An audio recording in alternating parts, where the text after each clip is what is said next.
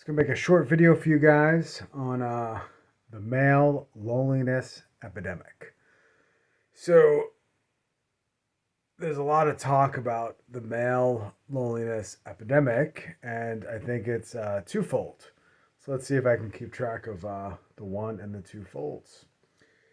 So there's a lot of research and data, and men are lonelier than ever before, and blah blah blah blah blah. And yeah, that's probably 100% true. Now let's talk about why. What is happening in these past couple generations that has essentially never happened before to men? What is happening, right? Men are not getting on with their lives. They're not getting married. They're not, kind of getting married super young, having kids, having a very young wife that's virtuous and taking care of their families and going off to wars and constantly staying busy, right? That's another thing too. Modern technology has made us not busy. Like, we don't need to be outside chopping wood, building houses, whatever, farming, keeping animals, defending the homestead, defending the property, um, having like 8 kids. Instead, you have 28-year-olds at a corporate job and a giant, and up whatever on the 21st floor, whatever, just working a job. You have them being told that they will have fulfillment through recreational drugs and alcohol and sexual encounters, and that's how they'll be fulfilled. And they'll be fulfilled through the acquisition of material goods. And if they're not happy with that, then, there's always gummies and things that they could do, and self help books and navel gazing and more navel gazing, because you have tons of time to do just that. Just that. You have tons of time to do everything but what you're supposed to be doing. So you get lonely men. That's the first part. You also get lonely men because if you do all those things, and a lot of guys like to blame the women for just about everything. A lot of guys are like, well, if women didn't act like whatever, that word. If women didn't act like this, then I could, settle down and get married. Who, who, who, who is the woman kind of catering towards, right? Are you a victim? Because if you happen to be the guy that happens to be a victim of that situation and you're like, oh, I'm the victim, what you're really doing is you're acting like a woman, right? That victimhood mentality is beyond poisonous. It stinks of desperation. It's poisonous. It's disgusting. The other thing that's super disgusting, dudes, is the whole modernity thing, the consumerism, the drinking, all of the stuff, like the materialistic, the using drugs, the navel gazing. It's all disgustingly effeminate. And that's the truth. I'm going to be the first one to say, like, yo, Rich, how do you know that? Yo, because I did it, man. And I did it, and it's empty. The whole thing is all empty. It's empty, I promise you. Oh, you just didn't do it right. Yeah, I did, man. I did it all right. I did it, okay? It's empty. It will leave you empty. It'll leave you more than empty. It will take your soul from you until it's almost gone. It's almost gone. My soul is almost gone. If I died, I'm done for. Done. I'm doomed. So that is part of the loneliness. You are not busy enough. You're not doing what you are made to do. That's what you're made to do. There's no time for navel gazing. You got a bunch of kids. You got things to do. You got homes. You got a house to repair. You got things to fix. Now everybody just chills out on the couch and watches TV or does things on their phone or is too hungover and they can't fix anything, don't know how to chop wood, don't know how to do anything. Can't repair simple things in their house. They call the repairman. Uh, their dishwasher breaks, and they don't even just buy a new one at Home Depot and get somebody to install it. Do you know what the installers do? They plug it in. Literally, they plug it in. It's like a plug. It's a dishwasher plug.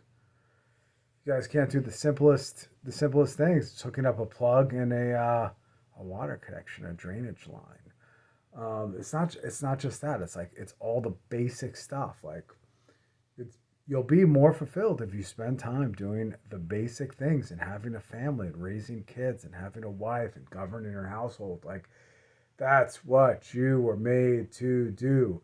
The other thing, like lonely men, like who are lonely men gonna talk to?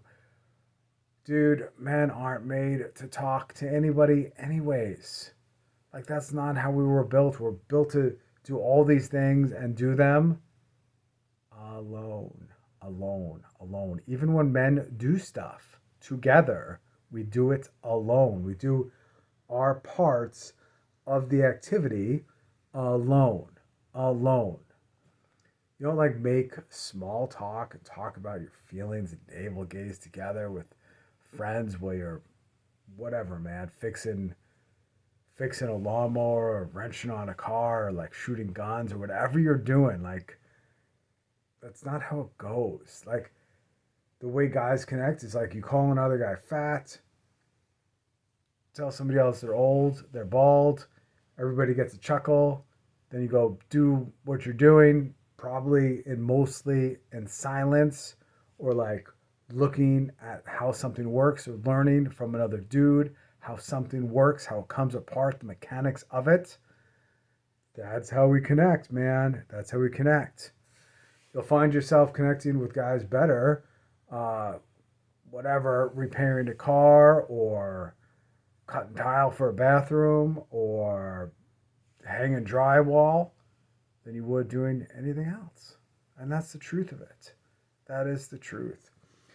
Now, the second part of this is why are men lonely or alone? I think they never like first part we know why, right? They're not doing their purpose. The second part is why do you think you are made to not be alone? I'm serious. I'm actually serious, guys. Like I've been married for a little bit. I've lived on both sides. I've been that weak, effeminate man that I would when I see pictures of my own self, and even my wife sees pictures of me, it's like and I tell her like I destroyed that guy. That guy's gone. He is gone. So let's talk about that. You were made to be alone and operate alone.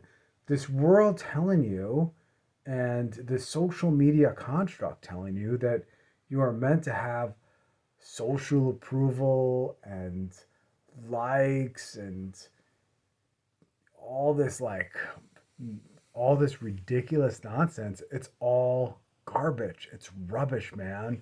You're not supposed to have any of this stuff. Men are meant to operate alone.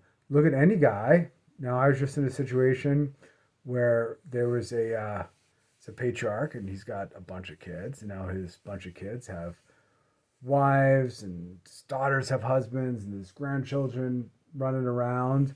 That guy's operating alone. He's going out to dinner with all of them tonight, but he's mentally alone. He's over the whole situation, alone, governing the situation.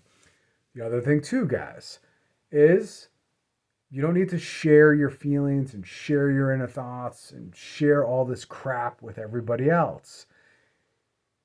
If your wife is not your best friend. That's what I'm kind of getting at right here. Your wife, your girlfriend, all this stuff, like they're not your best friend. They're not going to be your best friend. Your wife doesn't want to know your weaknesses. You know how you have to face your weaknesses? You have to face them alone with God. That's it. It's like you and God. That is it. Why I think being Catholic is great, because you are facing it, you and God, and the teacher of the church, the confessional, the sacrament of confession. So you're battling demons and vices and govern your house, alone, but with the assistance of God within a framework. You also need that framework, guys. Men are meant to be alone, meant to be with God, meant to operate alone, meant to govern alone, meant to govern their families alone as patriarchs. But you're doing that like with God. You're doing that with the sacraments. You're doing that with the guidelines, guide rails, walls, values of the church. Because you're fighting against all these vices, but you're fighting with them alone. You have to fight with all this stuff alone. Because if you were to verbalize these things and share them, and if your wife was to see those weaknesses in you, and I'm telling you guys the truth, you are not fighting them alone and keeping them tampered down alone, and your wife, you share those vices with her, guess what happens? You diminish yourself in her eyes. I'm not saying that's fair. Maybe it is fair. In a way, it's probably like biologically fair because naturally, her natural instinct is to look up to you as a leader, as someone who can provide and protect her and the family and take care of all these things. So when she smells weakness, she gets scared. When she gets scared, she resents you, and then you got a big problem.